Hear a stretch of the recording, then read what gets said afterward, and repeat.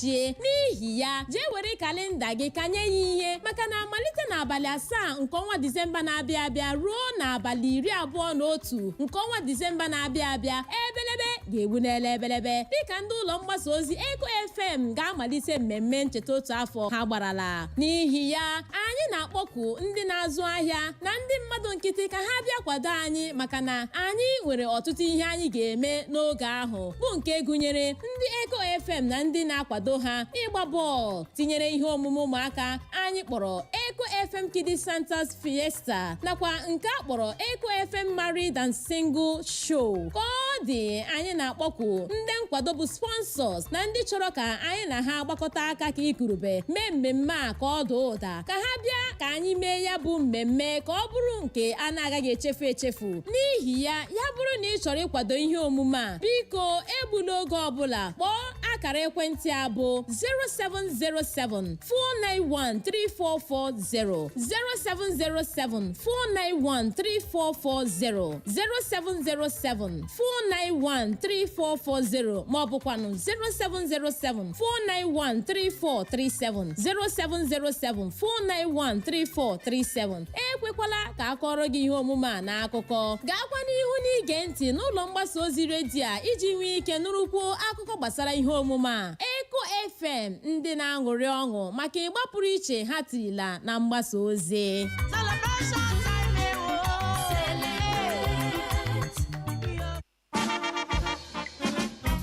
Straight to the music.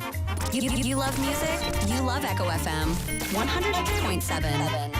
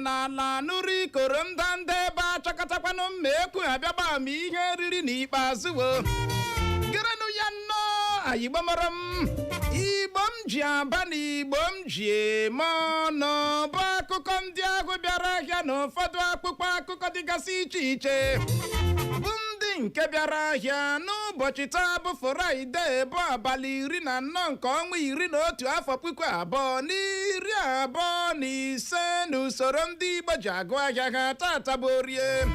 N'ụtụtụ taa ndị unu ga-anụ olu ha bụ mụnwa n'onwe m Uchenna Clever Ọnụọha nwa gramma ya zụziri nke ọma bọbọ nkịtị n'onwe ya mgbakpọ ọnụ m naval officer amamena agwata odogbo ihe nke ogene onye ga-akpọ nwata nwoke ọcha Clara aga Igbo mmiri Clara nwoke ọcha ebelebe ga-egbu tomorrow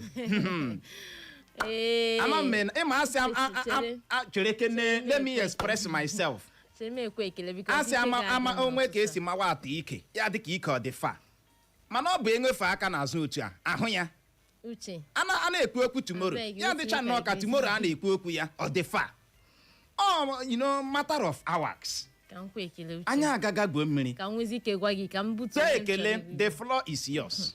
Igbo ndị ọma Igbo dị sam ọ na-abọla Trinity lolo otu unu mere asị m ya gaziere unu ndewo uche bịa ka elekwana anya na aka nke ọzọ na ihe ị na-ekwu okwukwu awụgo omume I know mana trust I can't trust you again. You can mba you failed me over and over uche I can't trust you enweghị ihe tụbulikwa emelu kwọ m n'ala enweghị ihe m ike ime agba gị trust again uche I don't know na otu a ka ịdị. What do you mean? Ama m na otu a ka ịdị. Kedu ihe ị mean Clara nwoke ọcha kedu ihe ime inene ihe mere last time around it's not my fault.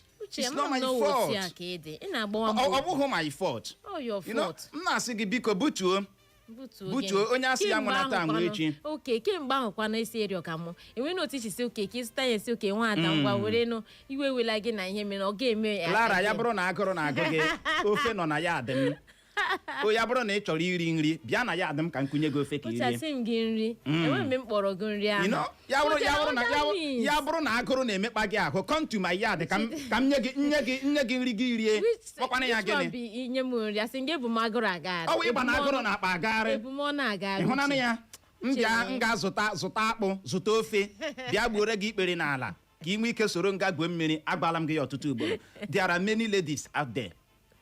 There are many ladies out there na-achọ ka mụ na ha soro gaa gwuo mmiri a. Ọkwa ịhụrụ ihe Anita mere yesterday.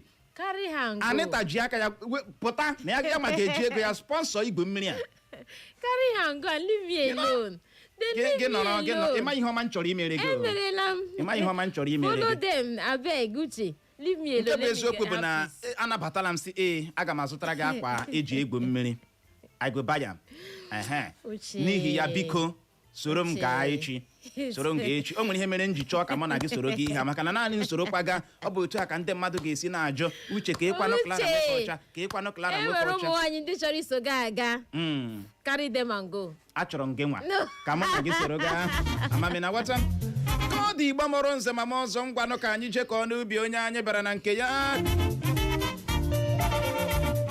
N'ụtụtụ a anyị ga-eleba ya anya bụ isiokwu agbadoro ụkpụ na mmachi ọchịchị etiti machiri iji asụsụ odibendi asụsụ eji mara obodo indigenous language akụzi ihe n'ụlọ akwụkwọ praịmarị ruo na mahadum. Ya bụrụ na ịnụbeghị ọchịchị etiti emeela ya ka o doo gịnị anya na a ga-adị na-ejizi asụsụ English asụsụ ndị ọcha na-akụzi ihe malite n'ụlọ akwụkwọ praịmarị ruo na gịnị university mahadum. Onwe ihe dịka iji Igbo akụzi mathematics, iji Igbo akụzi social studies, iji Igbo akụzi gọọmenti. Makwana gị isi asụsụ onụwa. Uche a ga-ewepụ n'ihe gbasara asụsụ Igbo na ụlọ akwụkwọ. Ọ wụ ebe ọ na-abịa. Ọ wụ ebe ọ na-abịa. Asị onwe ihe dịka iji asụsụ Igbo, iji asụsụ Yoruba, iji asụsụ Hausa, iji asụsụ obodo dị iche iche na-abụghị English or nothing. N'ihi ya ma ị na-amaghị English asụ biko zere teaching. Zere gịnị teaching. Ọchịchị etiti site n'ọnụ onye minista na-ahụ maka agụmakwụkwọ n'ala anyị bụ Tunji Alawusa apụtala mee ka ọha na eze mara na malite ugbu a gawazie n'ihu English or nothing. Ọ bụ ihe a ga-adị na-ejizi akụzi ihe n'ụlọ akwụkwọ praịmarị ruo mahadum.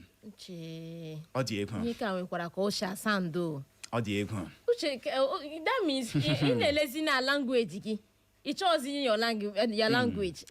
Relegate ya. I'm telling you. Ịma nwada nwoke ọcha Clara ị hụkwara ka esi eme asụsụ ọdịbendị. O kwesịrị ka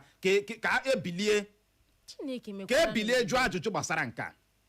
Echetara m mgbe anyị nọ n'ụlọ akwụkwọ ma praịmarị ma sekọndịrị. Mgbe anyị nọ n'ụlọ akwụkwọ sekọndịrị anyị na-agụ Igbo mgbe ahụ na-agụ Igbo ụfọdụ ndị si lele kedu ebe Igbo ga-akpọga gị kedu ebe Igbo ga-akpọga gị hapụchara ụlọ bịa ihe ị chọrọ ịbịa bụ ịmụ asụsụ Igbo.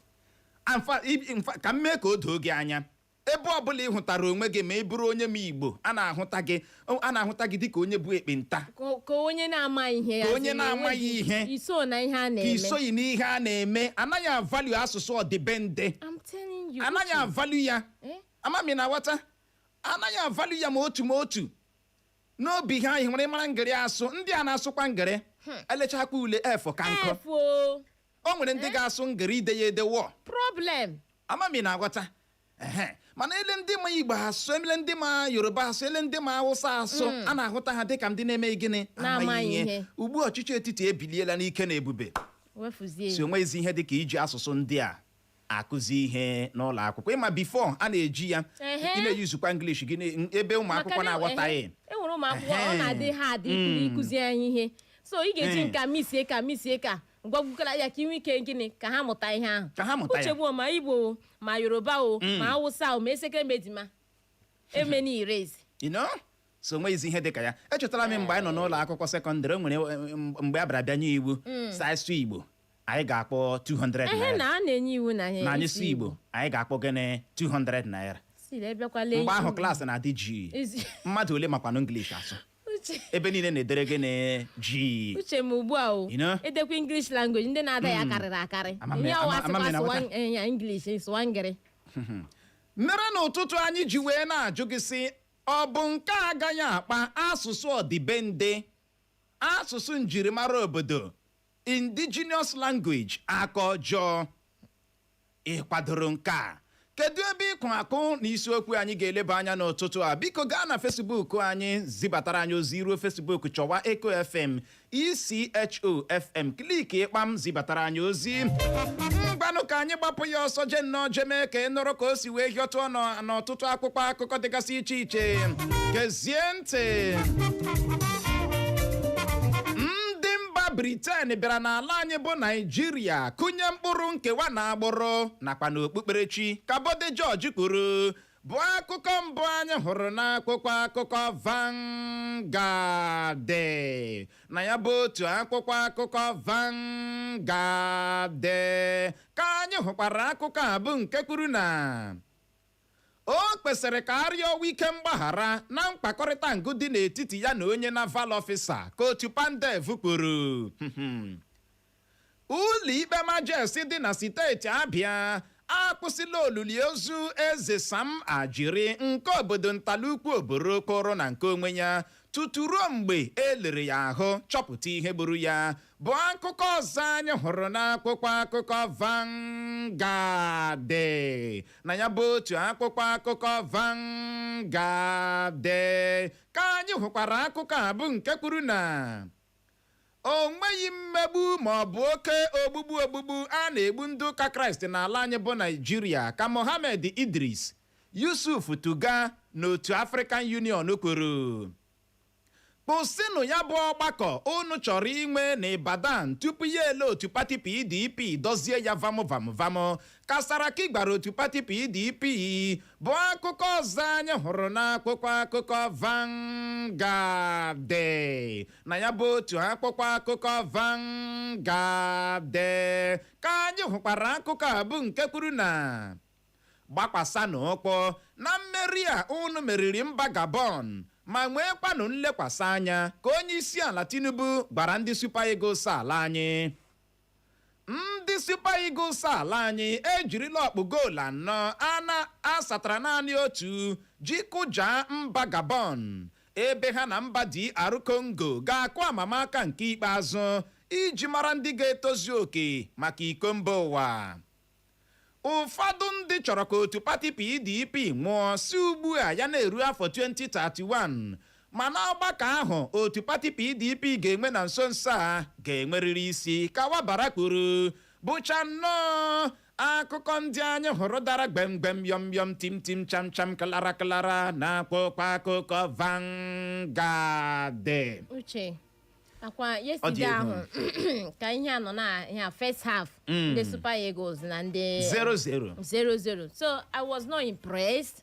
I told you that you should na gị mee ngwa ka m ike mara ihe a ga-eme about it. imechara ga immediately we finished I took off land ya they were like wada come on immediately I landed you took off gị repịa wata ebe ahụ Clara awataghị m immediately m landịrị ụzọ akwụ n'elu kwụ n'ala nwada abịala okay ndị mmiri na-akụ edimandị nwa coach oya do it like this direct this like this oya collect your water from Clara collect your water you know ọ na-ere na price dị cheap uche ihe a na-agwa gị everywhere change gị bidoro wapịa wata ọsịsọ the atmosphere change maka mmiri wụ life I'm talking about something what do you mean? Immediately, can't you see? Ị gara mba ị gara ebe Super Eagles na mba Gabon na agba bọọlụ gị repịa wata. Uche ihu ihe mere nụ. True or false?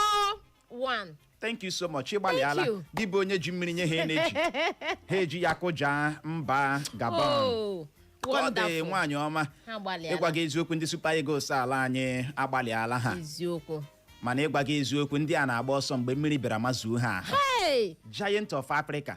Leenụ mba Egypt ndị nke ahụ ga-agala ha fa ndị nke qualify chara ihe ha ka Nigeria o teela anyị nwa na bọọlụ na ahụ nwere ka ị ga-esi bịa na Afrịka ekpewe okwu egwuregwu bọọlụ ị na-agaghị akpọta Nigeria ha mana ka anyị sicha eme mgbe ụfọdụ na-abịa n'ihe gbasatara amamaka ndị a ọ dabachaghị anyị na-azọkwa onwe anyị azọ na African Cup of Nations ugbu a kwa ka World Cup same thing mana ka ọ dị I wish them good luck. Definitely we will win. We're gonna win 4-1 against Gabon. Agbalịrị ha ị hụrụ nwa amadi ahụ a na-akpọ Osime. Oh my God. Uche Osime hụgụrụ m yesterday. You need to see the hug. Si mmiri gị juru oyi. Ọ hụgụrụ na gị si na pure water gị ọ dị cool. Ọ jụrụ gbegbe. Uche ka anyị gaa n'ọzọ. I know say you no go like am. Like what now? I like your business of course. Water is live. Gị kọwa ala gị ebe ndị Super Eagles na-agba bọọlụ gị pure water. Ndị ka ọ ga-arụkpọ m anya. Ọ dị egwu. Ka ọ dị ndị Super Eagles ala anya ga-ezutezi ha mba DR Congo bụ ndị ji otu ọkpụ goolu merie mba Cameroon.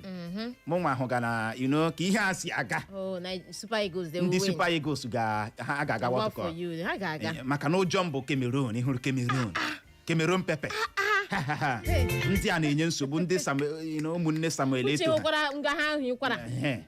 obodo Paul Biya ha ga-enye nsogbu mana Chineke eme na ebere mba DR Congo ga-akụpụ ha last minute ka eji yọọ Cameroon go kọna piam Cameroon ehie agba ịga ya gbi ya gụọ yes Osime na ndị otu ya unu ga-efinish ka ihe unu mefọrọ wee bọrọ ya ihe ọma dị mma nwune na-aghọta Mohammed Idris onye minista na-ahụ maka mgbasa ozi Yusuf Tuga na otu African Union apụtala ha kwuo na onweghị mmegbu persecution onweghịkwa n'oke ogbugbu genocide a na-egbu ndị okpukperechi ụka Kraịst na ihe dị otu ahụ adịghị nsogbu adịghị Mohammed Idris Yusuf Tuga African Union no problem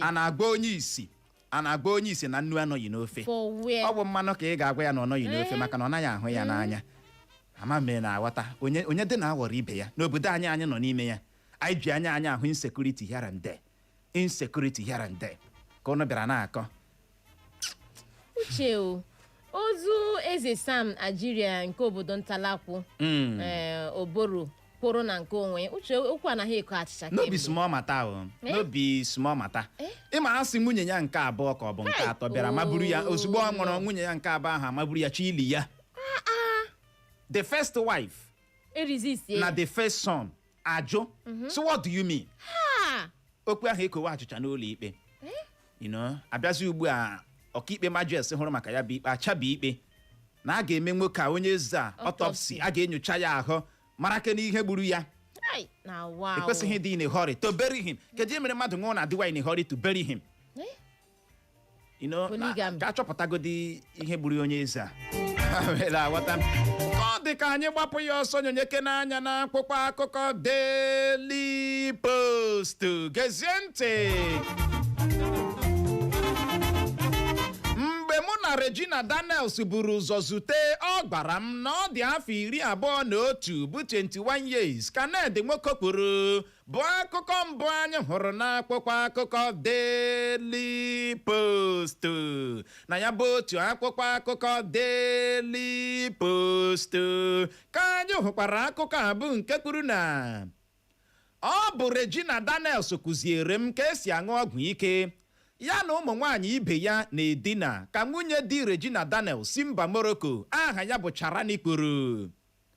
Gọọmenti Naịjirịa akwụsịtụla ya bụ amụma ha na-ama itinye ego dị pasentị 15% na mmanụ ụgbọala esi na mba ndị ọzọ ebubata n'ala anyị bụ Naịjirịa bụ akụkọ ọzọ anyị hụrụ n'akwụkwọ akụkọ Daily Post na ya bụ otu akwụkwọ akụkọ Daily Post ka anyị hụkwara akụkọ abụ nke kwuru na otu pati PDP na steeti Zamfara apụtala gọrọ ụkwụ na aka ha kwuo na ọ bụ okpokpo asị bụ akụkọ ahụ na-efegharị na ha na-ama amụma ịwakpo aka chịburu steeti Zamfara bụ Bello Matawalle. Burna Boy achụpụla otu di na nwunye ọwụ n'ezi bụ ndị nọ na-arahụ ụra dịka ọ na-agọrọ ọha na eze egbu bụ akụkọ na-ada na wao na akwụkwọ akụkọ Daily Post na ya bụ otu akwụkwọ akụkọ Daily Post ka anyị hụkwara akụkọ a bụ nke kwuru na ndị uwe ojii azọpụtala ụmụaka 17 na steeti Kaduna ma nwụchie mmadụ 3 chọrọ iji ha atụ mgbere ahịa. Ndị uwe ojii anwụchiela Ekon ji agụ egwu na mba Georgia dịka ha kwupụtachara ya dịka onye a na-achọ achọ bụkwa akụkọ ọzọ anyị hụrụ n'akwụkwọ akụkọ Daily Post na ya bụ otu akwụkwọ akụkọ Daily Post ka anyị hụkwara akụkọ a bụ nke kwuru na onye isi ala Tinubu ibighe ego dị 1,000 naira na ume otu 1.1 trillion naira bụ iji ka ụgbọ na-enweghị isi na ọdụ ka otu pati African Democratic Congress bụ ADC kwụsịrị gọọmenti Naịjirịa. Agaghị m abụ okenye ga-anọ n'ụlọ ewu amụọ nwa n'ọgbụ ka Wike kwuru gbasara gbọrịgbọrị dị n'etiti ya na onye agha ahụ. Ụlọ ikpe dị na steeti Ekiti amaala mmadụ 7 ikpe ọnwụ maka ịganye aka n'otu nzuzo na ibu egbe ezu ohi bụkwa akụkọ ọzọ anyị hụrụ n'akwụkwọ akụkọ Daily Post na ya bụ otu akwụkwọ akụkọ Daily Post ka anyị hụkwara akụkọ a bụ nke kwuru na atụọla otu nwoke ọwụ mkpọrọ ọnwa 3 na steeti Adamawa maka ịṅụ aja lara aja na mmanya biya o zuru n'ohi. Akpọpụla otu nwoke ọwa aha ya bụ Ismail Dahiru Ajingi n'ụlọ ikpe maka igbu nna ya na steeti Kano bụ akụkọ na-ada azịgbakwa na akwụkwọ akụkọ Daily Post na ya bụ otu akwụkwọ akụkọ Daily Post ka anyị hụkwara akụkọ a bụ nke kwuru na steeti Anambra ga-arụghị ụlọ akwụkwọ 30 ọhụrụ 30 new schools gbaa gburugburu ime obodo ndị e nwere na steeti ahụ. Aga m aga n'ihu na-enye ndị otu pati APC, PDP na ndị otu pati ADC bụ ndị na-agba m ụkwụ ụra gaa n'anya ka Wike kwuru. We can make you finish the one where you and the naval officer made. Before getting another. You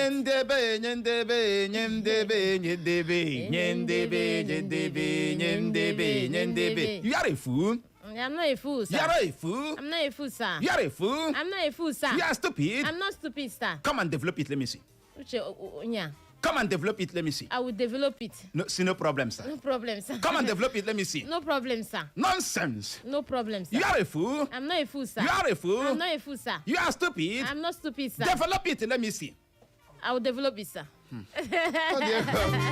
You get develop. You are naval officer. Uche, we cannot talk am 3 times. Why your own day 3 times? You are remix, you know. Mba. Remix, I need to hear na. Remix, ya kai na we are doing the remix. You understand? Oti akode. Mana akode ya bụ Wike apụtala kwuo ya. Na ha ịhụrụ ndị na-agba ya ọkpọ ndị otu pati APC, PDP, ADC ndị na-agba ya ọkpọ. Ha ebidobeghị ibewe. Ọ ga-adị na-aga n'ihu na-agba ha osi n'anya na-enye ha ụra aga n'anya bumper to bumper. Amami na nghọta na-akụnyere ha nkwa bumper to bumper. Otu aka ọ dị. Kode na-abịaghị bịa gbuwe oge ọbụla ka anyị gbapụ ya ọsọ nyonyeke n'anya na akwụkwọ akụkọ Punch. Gezie ntị. Atiku apụtala gọrọ ụkwụ n'aka ya kwuo na ọ bụ okpokpo asị bụ akụkọ ahụ na-efegharị na o bunyere onye agha ahụ ya na Wike nwere gbọrịgbọrị kpụchara ụgbọala SUV ọhụrụ bụ akụkọ mbụ anyị hụrụ n'akwụkwọ akụkọ Punch. Na ya bụ otu akwụkwọ akụkọ Punch ka anyị hụkwara akụkọ a bụ nke kwuru na ndị ji akọcha m n'oge gara aga na-ajazi mụ nwa mma ugbu a ka Obasanjo kwuru. rịọnụ wike mgbaghara ka otu Pandev gwara ndị agha mmiri ala anyị bụ akụkọ ọzọ anyị hụrụ n'akwụkwọ akụkọ Pọnchị. Na ya bụ otu akwụkwọ akụkọ Pọnchị ka anyị hụkwara akụkọ a bụ nke kwuru na anwụchiela ụmụ afọ Naijiria mmadụ 3 na mba Kenya maka ime nrụrụ aka. They don't carry nrụrụ aka reach in Kenya. They don't carry Yahoo go there now. Hey, now wow. You know? Hey, Naija. Ọ dị egwu ka ọ dị nwaanyị ọma Pandev agwala ndị Navy ndị agha mmiri ala anyị si ha rịọwa ike mgbaghara. Kedu ebe a ga-agbakwasị ụkwụ na-arịọ ike mgbaghara? A na-arịọ ike mgbaghara na ehuru ya shut up. Ike girigiri. A na-arịọ ike mgbaghara na ụdị ole? Pandev pụta nuklia ka anyị ghọta. A na-arịọ ike mgbaghara na gịnị mere? Na akparịrị ya ka ọ gịnị? Wike bụ onye sịrị mmadụ ya shut up, onye so akwa federal government, akwa ọchịchị etiti na ahụ, si onye ahụ ya stupid, shut up, mechie ọnụ, yari fool. Ọ Wike bụ onye kwuru ya. So uche ihe na-akọwa na Wike rịọ Wike kpesịrị na ịrịọ nwa mgbaghara nụnụ. Kedu ihe a na-bendi okwu ebendi? Anaghị ebendi ya ebendi. Kedu onye si mmadụ shut up? Kedu onye si mmadụ ibe ya shut up? Kedu onye bịara na-ekwu mgbe ị nọ na primary school, ịbabi primary school menweta my first degree? Ama m si Wike tọrọ nwa ahụ. Ị ma ụdịrị mkparị ihe ahụ a na-eme ya na ịtọrọ mmadụ. A na-eme ịhụrụ life anyị nọ n'ime ya, anaghị eme ya na ịtọrọ mmadụ, ịhụkwa position mmadụ nọ gị nye ya ugwu, nyekwa ya gịnị nsọpụrụ. We say a shut up, iwe fool. Ewezụga na nwoke ahụ nwere self control, nwee wedra control. Ọ kara dị terrible. Ka anyị nyonye anya na akwụkwọ akụkọ The Statesman, gezie ntị. Ndị uwe ojii steeti Imo esuola aka n'ala dee n'ire ịhụ na ndị ọrụ Entrako rubere isi na nkwụsịtụ n'ọrụ akwụsịtụrụ ha bụ akụkọ mbụ anyị hụrụ n'akwụkwọ akụkọ The Statesman. Na ya bụ otu akwụkwọ akụkọ The Statesman ka anyị hụkwara akụkọ a bụ nke kwuru na ụmụ otu nwaanyị ọwụ ejirila mma magbuo ọyị nwoke ya, ozu ya dọrọ. Otu IPOB arịọla otu dịgasị iche iche enwere na mba ndị ọzọ ka ha gbata ọsọ enyemaka maka ntọhapụ Nnamdi Kanu. Ka ọ dị Igbo mụrụ nze ma ọzọ bụ n'ebe a ka anyị ga-enye ya rekọm iji hụ ohere je nwere otu mmiri ma kwacha akpịrị ya bụrụ ma anyị lọghachie unu manụ ka anyị si eme ya. Anyị ga-abịa nnọọ leba ya anya bụ isiokwu agbadoro ụkwụ na Mmachi. Ọchịchị etiti machiri iji asụsụ odibendi indigenous language na-akụzi ihe malite n'ụlọ akwụkwọ praịmarị ruo na mahadum. Anyị wee na-ajụ gị sị nke a ọ dabara adaba? Gaa na Facebook zibatara anyị ozi, anyị lọghachie anya raa ya bụ ụdara ka ọ dị dadarara. Agagharịkwala agagharị. Udo nke Kraịst.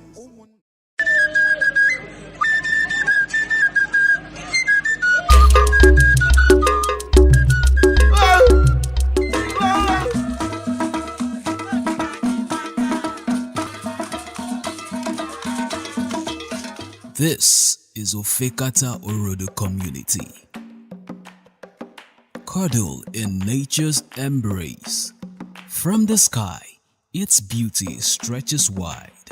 Serene landscape, lush greenery, and a windy path that whispers stories of old. Ofekata Orodo is not just a place on the map. It is a heartbeat, a heritage, a people proud of their land. And today, it opens its arm to a contest that stirs excitement, mystery, and the promise of discovery, the Obodo search.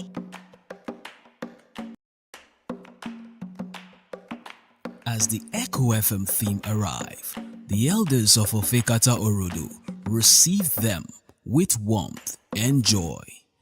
With hearty smile and open arms, they share stories of their rich cultural heritage, woven with resilience, unity, and pride.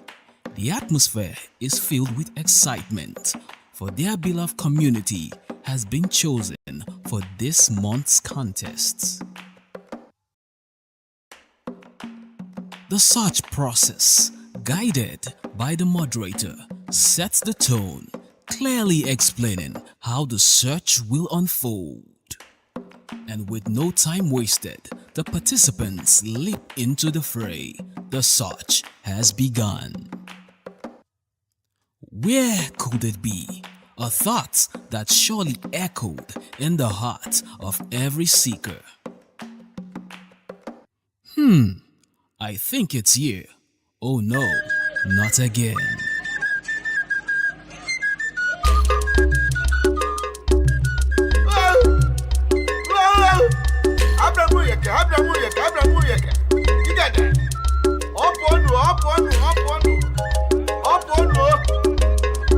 Obodo apụọ ọ gaala nga gị achụga m gị na Echo FM oje zuru obodo ya mma oje zuru obodo ngwongwo oje anyị apụọla ya mma oje zuru obodo ngwongwo oje ya yọsam oje zuru obodo ya mma oje ndị nwụọ ya mma oje ndị bịara bịa ya mma oje ya yọsa gị ngwongwo oje ya yọsam ya mma oje anya apụọla ya mma oje zuru obodo ngwongwo oje ya gawa oje zuru mba ya mma oje zuru n'Imo State ya mma oje zuru mba niile. Along the way, they encounter broken school buildings and poor road network, a reminder of challenges that still calls for attention. As each second tick by, every movement becomes critical. Every step, every decision matters. Where could it be? I must find it. I must see it. The tension build, the search intensify, yet no one backs down. Each participant stays the course, eyes fixed on the ultimate goal. After moments of anticipation, a contestant finally uncover the Ojezurobodo treasure.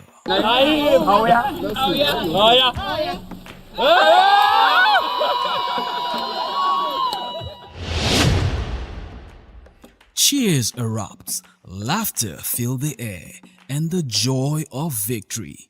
It is a moment of triumph. The celebration reaches its peak as the King of Ofekata Orodo, His Royal Highness, Eze Engineer Marcel Uzegbu Okata II of Ofekata Orodo, warmly welcomed the winners. With gratitude. My name is Ekwebelem Pascal Uchechukwu. Asị na ịgbalị ala Chukwu gozie gị na ọ bụrụ na eruru dị ya ebe ahụ enweghị nwa m nwere ikikere ịdị na-achọ nwee ike ịdị na-achọ ebe ezuturu ha because Echo FM ha zutuo ihe ọ na-ara ha ịchọta ya. He commended the Echo FM theme for bringing the contest to his people, strengthening bond and showcasing a uniqueness of their land. Women of the community dance cheerfully, their vibrant steps echoing pride. His Royal Highness Eze Engineer Marcel Uzegbu Okata II of Ofekata Asian Kingdom and Secretary to Ndieze Owerri Zone in Imo State. Onye eze emechala ojezuru obodo n'obodo no kedokwanụ ka obi dị gị? Obiọma dị m ihu bụ otu ụmụ m obiọma ji dịrị ha ndọm ha na-ahụ egwu ha hụrụ egwu ha gbaga ebe a na obiọma dị Ofekata niile ụmụ Ofekata niile na unu bịara Ofekata si ka unu mee ka ụwa niile mata ebe Ofekata nọ na Ofekata wụ mba udo na-achị mba ọganihu na ịdị n'otu na-achị so ekele m unu. Kedokwanụ ndụmọdụ ị nwere ike inye obodo ọzọ ojezuru obodo nwere ike ịda na ya? Ana m agwa ha ka ha nabata Echo FM n'ihi na ihe ha na-eme bụ ihe dị mma ọwụ ụzọ dị mma a na-eji na-eme ihe anyị na-eme n'obodo anyị na-aga n'ihu ihe na-eji amata obodo. Ana m ekele ha. Ya gaziere gị onye eze. Ọ ga-adịrị unu mma n'otu n'otu. Ka Chukwu duo unu na ezinụlọ unu n'aha Jizọs. Ofekata Orodo has not only found its treasure, but has found joy in unity. And so, the Ojezorobodo search in Ofekata Orodo community comes to a close, leaving behind memories of excitement, discovery, and togetherness. Until the next community is chosen, the spirit of adventure continues.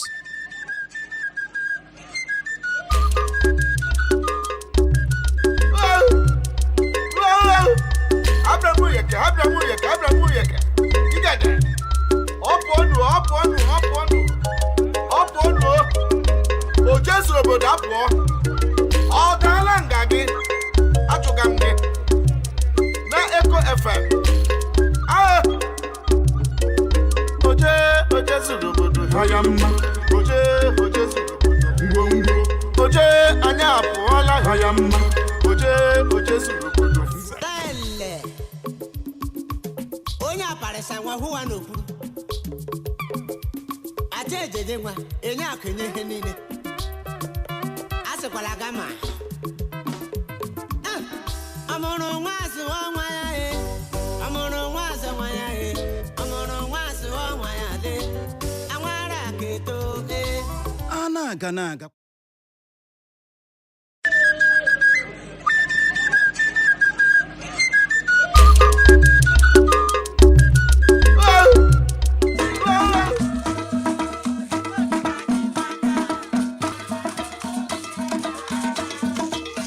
This is Ofekata Orodo community.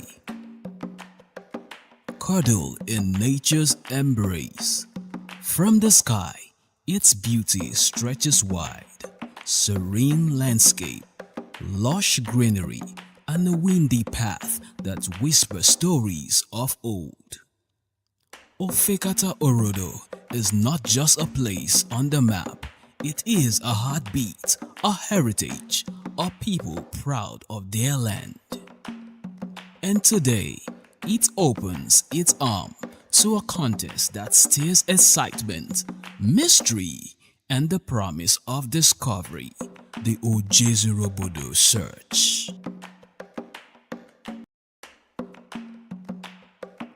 As the Echo FM theme arrive, the elders of Ofekata Orodo receive them with warmth and joy. With hearty smile and open arms, they share stories of their rich cultural heritage, woven with resilience, unity, and pride. The atmosphere is filled with excitement, for their beloved community has been chosen for this month's contest. The search process, guided by the moderator, sets the tone, clearly explaining how the search will unfold. And with no time wasted, the participants leap into the fray. The search has begun. Where could it be? A thought that surely echoed in the heart of every seeker. I think it's here. Oh no, not again.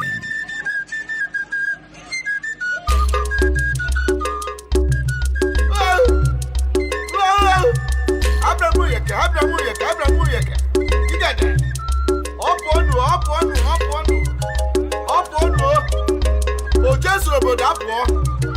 Ọ gaala nga gị. Achụga m gị. Na Echo FM. Ojezorobodo hayamma. Ojezorobodo.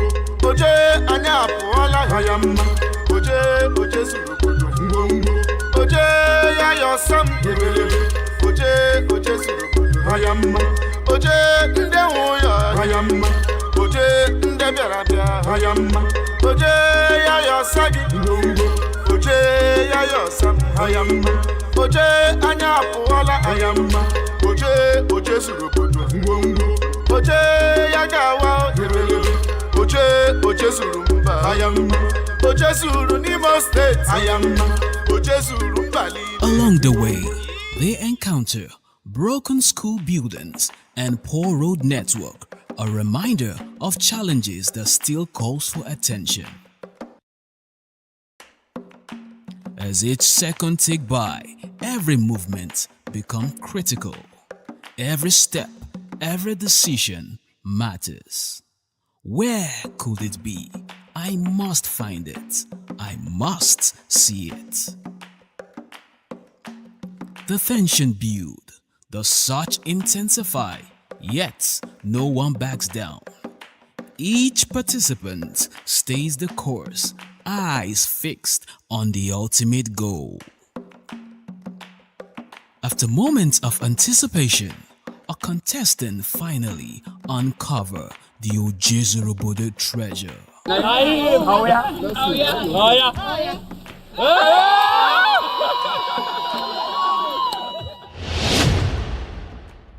Cheers erupts, laughter fills the air, and the joy of victory.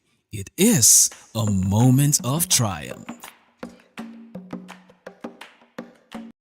The celebration reaches its peak as the king of Ofekata Orodo, His Royal Highness, is ọnụ anaghịkwa n'ezi ike ma ọ na-atachaghị ihe ọkpọ. Biko kwa gerekwa.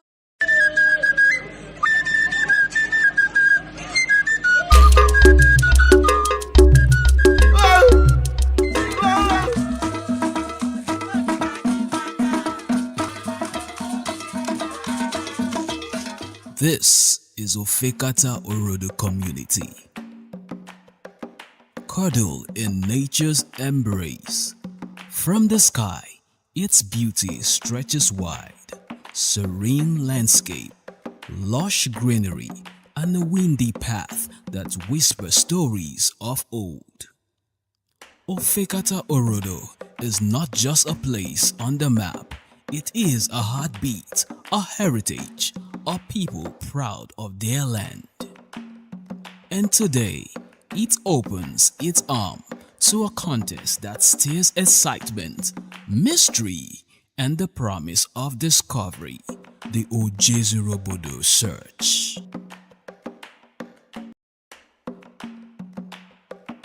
As the Echo FM theme arrive, the elders of Ofekata Orodo receive them with warmth and joy. With hearty smile and open arms, they share stories of their rich cultural heritage,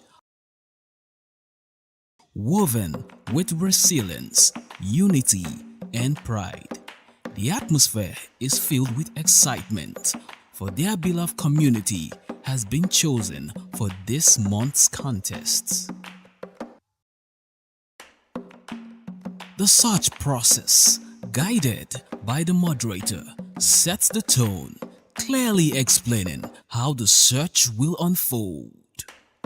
And with no time wasted, the participants leap into the fray. The search has begun. Where could it be? A thought that surely echoed in the heart of every seeker. I think it's here. Oh no, not again. Odibendi indigenous language akuzi ihe n'ụlọ akwụkwọ praịmarị ruo na mahadum. Anyị wee na-ajụ gị n'ụtụtụ asị, ọ bụ nke a agaghị akpa asụsụ ọdịbendị, asụsụ njirimara obodo, indigenous language aka ọjọọ? Ị kwadoro nke a? Gịnị ka ị nwere ikwu gbasara isiokwu anyị ga-eleba anya n'ụtụtụ a? Gbalịa bulie ekwentị gị kpọwa akara ekwentị ndị a bụ 0911-20,022, 0911-20,022 maọbụkwanụ 0707 454-1014 0707-454-1014 ma ọ bụ gị gaa na Facebook anyị zibatara anyị ozi nke ọbụla ị ga-eme gị gbalịa gbuo ekwe gị nkenke ma asị mmanụ akara dị otu onye ratụ ibe ya ratụ. Ịbọọla chie Ebola uche nwoke ọma. ndewo Uche akpọma na uche bụ onye ọwara na nke ya. otu a ka ọ dị. Uche dịka nwanne m, ọ bụrụ na ụdị ihe a ga-egbara that means ọ gosiri na asụsụ Igbo ga-alakwanụ. And ọ ga-egosi na gị onwe gị na ọrụ gị a ga-anapụ gị ọrụ gị na-enye gị achịkwa. Abamela nwata ọ bụ ihe ọ na-egosi nwoke ọma. Nwoke ọma ị ga-ahụ na ọrụ ga-agbaala o. And na ọ ga-abụkwa na ihe ọzọ ọkwa na ị ga-ama na ihe akwanụ nkụzi ka a na-akụzi ihe ahụ. Na onye ọbụla zara uche ihe a na-akụzi wụ na onye anwa afọ Igbo. Otu a. Dịka aha m wụ Nnamdị Pastọ Nnamdị Ọgazi. Ya gosi na abụ nwa afọ Igbo. Nnamdị wụ nwa afọ Igbo. Ka ejere na aha a ga-emela n'ihe emela mana achọrọ m ka ị bụrụ n'obi mara na ọ nwere ihe a na-apịta ebe ha ihe a na-achọ bụ na ịzụ anyị na China na ha abịala o. N'ọtụtụ China agabata na Nigeria so ya ka anyị ga-eji replace ji nọchie asụsụ Igbo n'asụsụ mba niile. Ya gaziere gị nọ ịbọọla chi. Ụtụtụ ọma nwa okorobịa mara mma ya ma Uchenna Clever Ọnụọha ịla Clara n'ụbọchị taa. Ya gaziere gị nọ onye eze lọbọ. Udo dịrị unu. Dịkwara gị nọ. Ụwa mara unu mma. Makwara gị. Mmadụ bụ mgbe anyị n'ụtụtụ ịma onye iro gị ya nọghana na nwaanyị ga-amụọna ya jụọ asọ nwụọna. Ihe niile ịhụ ga-emeghị ihe niile federal gọọmenti meje wee ile gịnị asụsụ Igbo chọwa ịkụla ya nụ. Uchenna na Clara ma jụọ gị sị gị amasị imela ụta asụsụ odibendi akpabara na Igbo na-emenye approve as international study na Oxford University. Ọ maka imela Hausa na Yoruba ha mela ya asụsụ Igbo ga-adịrịla adọghị ha iji aga na nnwere onwe nke anyị chụga n'obodo akpọga Naijiria. So ọ na-achọ imela asụsụ ndị ọzọ ha mela ihu n'Igbo emekata ala gwakwa na Tinubu na gọọmenti ụwa mara unu mma. Ya makwara gị mee nọ onye eze lọbọ. Ka ọ dị anya ahụ n'ozi gị n'ụtụtụ a Uche Chika ọ sị ya nwa bụ onye nkụzi na ha kụziwere ụmụaka ihe a na-eji asụsụ Igbo na-eyuzukwa nke bekee na ha ga-agakwa n'ihu na-eme ya. Ọsai thanks. Ndewo. Ha gaziere gị elo. Anyị ahụkwala nke gị na ụtụtụ a Benita isi mbịara zibata ozi gị so ụtụtụ ọma. Ndewo. Ọsị ihe a bụ ihe a na-akpọ story for the gods. Gaa n'ihu Clara. N'aka si n'aka ọnwụ zuru ike Gideon ọsọ ụtụtụ ọma Uche na Clara ọsị ihe ọchịchị etiti kwuru ekwesịghị o maka na asụsụ ndị dị ezigbo mkpa mana ka m jụkwa ọsị iwu ọchịchị etiti tiri ọ bụkwa maka agbụrụ niile ọkwawo naanị sọ ndị Igbo ọwụ naanị sọ ndị Igbo indigenous language metụtara Hausa Yoruba amamme na aghọta ọsị ndị ugwu osokwa ọsị ụbọchị taa mara anyị niile mma ndewo. Ya gaziere gị nọ anyị ahụ n'ozi gị n'ụtụtụ a Apostle Alọzie Izuchi Wisdom onye a na-eti Igbo tikman si Nworie Lane dị na Amakọhịa Nworie line ọkwa ya dị Amakọhịa Owere zibata ozi gị isi Uche nke a na-egosi anyị sị ereela obodo a n'oge na-adịghị anya onye zụrụ ya ga-abịa weghara ya ọ dị ego. Ịbọọla chi Uche himself abacha chintinchi ọnwa otu a ka ọ dị chinkansi ọṅọ ngịọ means gaa n'ihu echere m esi iwe onye China ịmụtabekwa ihe a ngịọ means go on ya nwe ngịọ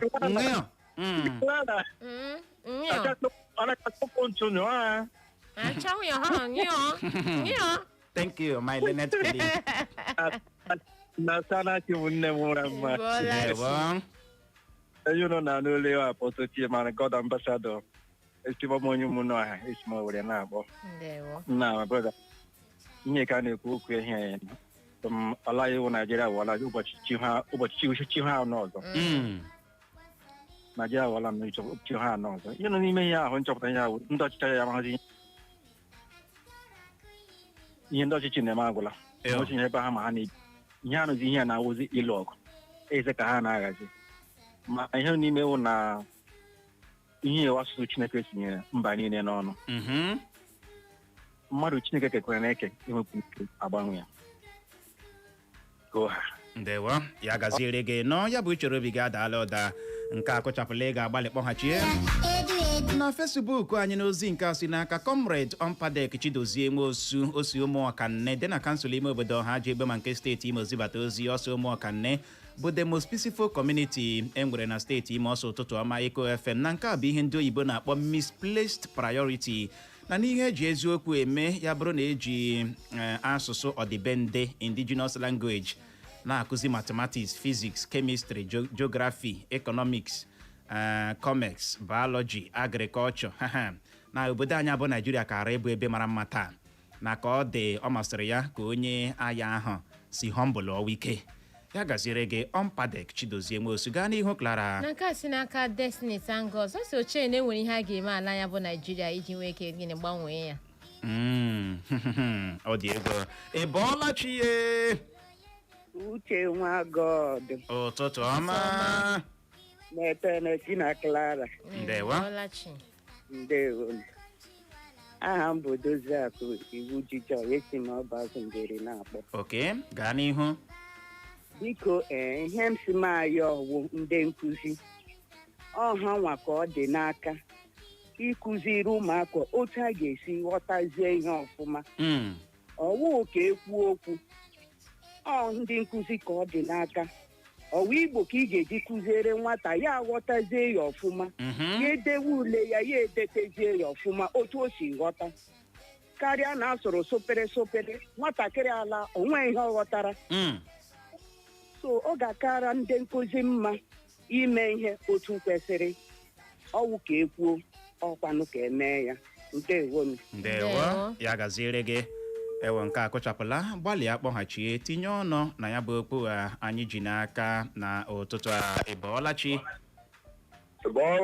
Uche Clever wa grandma ịbọọlachi na Anita onye eze mkpọga ndewo onye nụrụ a na-ekwu Eda Ifeanyị okwu JP Radio General nke Shomodogo mahadum na local government na-akpọ gaa n'ihu Radio General ndewo anyị jikwa na eziokwu iwu ndị enyi ga ọhụụ maka ndị Hausa e nwere nwatakịrị the Radio General ya ewutele gị ọ bụghị anyị ma ọ ga-abịa ikuku anyị ahụ n'ozi gị n'ụtụtụ a Tochukwu Isaac isi na-ekiri anya live n'Owerri isi steeti Imo ọsọ ụtụtụ ọma Sa Clever na Clara na ịhụrụ idea onweghị ihe ọzọ na-abụghị nọnsensị ka ọwụ na ọ gaghị enwe isi na ha kwụsịbeghị izu ohi ugbu a ya bụrụ asụsụ anyị ọsọ abego ha ga-azụ ike ya gaziere gị Tochukwu Isaac ya bụ chere obi gị adaala ụda gaa n'ihu Clara na nke si n'aka Pedro Viva ọsọ ụtụtụ ọma Uche na Clara ọ si ala ya bụ Nigeria na ọmakwa ebe ọ gaji ọma ebe etigeghị isi ike agbala asụsụ ọdịbendị ka anyị na-arị ugbu a na wow igirigi ọ dị ego ọ gịnị na-eme gbalịkwa kpọghachie iwe nwee ike tinyeke n'ọnụ gwa anyị ihe ị nwere ikwu gbasara nke a ka ọ dị anyị ahụ n'ozi gị n'ụtụtụ a eze isi egbu zibata ozi gị eze ọfa egbu ọkwa ya isi kwụsị asụsụ ọdịbendị na ọ bụ mmeta asụsụ period Clara Nwokeọcha English ọ bụ asụsụ Nigeria ịma yes anyị ma na ọwa an official language mana ọ bụ icheghị na iwu a ọ ga-akpa asụsụ anyị ndị nke anyị mere eme n'obodo a aka ọjọọ ị hụrụ asụsụ Igbo anyị ọ bụ eziokwu na ọtụtụ ndị Igbo karịrị ha karị mana ndị manya asụ lee ka ha nchọnchọ otu a ka ha ndị ma asụsụ Igbo asụ abịakwanụ na ndị manya agụ wee ndị manya ede igirigi ugbu a emeziela ya ka ọ bụrụ iwu onye yuzusila ya etichi ihe starting from primary school to university ọ dị ego ịbọọla chi ụtụtụ ọma ụtụtụ ọma my brother Uche and Clara ya gaziere gị nọ gaziri gị nwanne nke m onye ga-akpọ Clara ga gụọ mmiri bụ Satọde ga-eti elezi anya I will. Ekotere m awọtụrụ m okwu m ketere. Olu gị na-ada nke ọma. Ihe my first time ịkpọ na redio a natara ya n'oge niile ọ na-aga. Ndewo gaa n'ihu. Uche ihe nkwu nwere ike ikwu na okwu ahụ onye isi ụlọ akwụkwọ gburugburu agba ala Naijiria kwuru sị asụsụ emenala gị wọchịa gị lee ndị ngaga ị ga-ama na erele obodo a. Agịle anya na ọnwa gara aga ọ wiki abụọ gara aga ekwuru ya mara dịka iwu si ọka pụtara sị asụsụ China a ga-eme ya dịka iwu ịnọ na asụsụ n'obodo anyị wụ Naijiria. Ọkwa asụsụ onye ọ masịrị gị ma asụsụ nke ọ masịrị gị ọ nweghị gabara ya sị na asụsụ eji mara mba ọ asụsụ eji mụọ gị na site n'afọ nne gị na gị tufuo ya nwanne tụlee enu ị ga-elela obodo a ọ ihe nwere ike ikwu onye ama onye mara ha ga-eme ya meekwa ahụ bifo onye ọbụla agawa aha obodo na-awụghị obodo ya ya gaziere gị nọ ya bụ Uche Obi ga-adala ụda. Ị bọọla chi? Ị bọọla chi Uche? Ụtụtụ ọma. Nwaada Clara ị bọọla? Ị bọọla chi? Ọ Chizọba from Nnazi na-abịa. Gaa n'ihu. Mbụsụ na-ekpo. Ndewo ya gaziere gị. Uche, ọ dị gị Igbo ga-ala ala? Ọma mme o, ọma mme. Uche, Igbo enweghị ike ịla, ụmụ m ga-asụgide Igbo dagowa agwụ. Anyị enweghị ike ịhapụ Igbo. Awụ m onye Igbo, so onye Igbo ka m ga-awụkwanụ daga m anwụọ. Onye Igbo ka m wụ. Ndewo ya gaziere gị. Ọ na-ewute na ị gaa n'ọtụtụ ụlọ akwụkwọ dịgasị iche iche anaghị asụ asụsụ ọdịbendị ebe ahụ. Uche ya wụrụzi asụsụ anatara anata ka a na-asụ jiri mezie ihe a ihe a si ada na ntị. Ọ dị egwu. Anyị ahụ n'ozi gị n'ụtụtụ a Okafọ Ngozi ọsọ ụtụtụ ọma Clever na Clara na ọ gaghị adị possible ichefu asụsụ Igbo. Ya gaziere gị gaa n'ihu nwaanyị ọma. N'aka si n'aka uche ndị aha ya Bright Nwachukwu ọsọ ụtụtụ ọma Uche o ọsọ ọ gaghị ekwu omume ọsọ achịkwa na ọfọrọla na ezibata ozi ndewo. Ndewo anyị ahụ na nke gị na ụtụtụ a Philip Ehirim ọsọ Uche o na ọ masị ha kwụsị ọkwa ị na-aghọta mana na asụsụ ga-agarịrị n'ihu ọkwa ya gaziere gị nọ ya bụ Uche Obi ga-adakwala ụda. Ọ dị Igbo mụrụ nze ma ọzọ bụ n'ebe a ka anyị ga-achịkọlata ya na nnọkọ anyị na gị na ọ bụghị na nnọkọ anyị na gị ka anyị ga-enye ya rịkọm iji hụ ohere nabata ndị ọbịa anyị na ha ga-anọrị n'ihi ya nọrọkwa ebe ahụ agagharị eso na ha na line ịbịa nnọọ bịa kọwara ụnọ ihe kpọrọ ha ije n'ihi ya emekwala ngagharị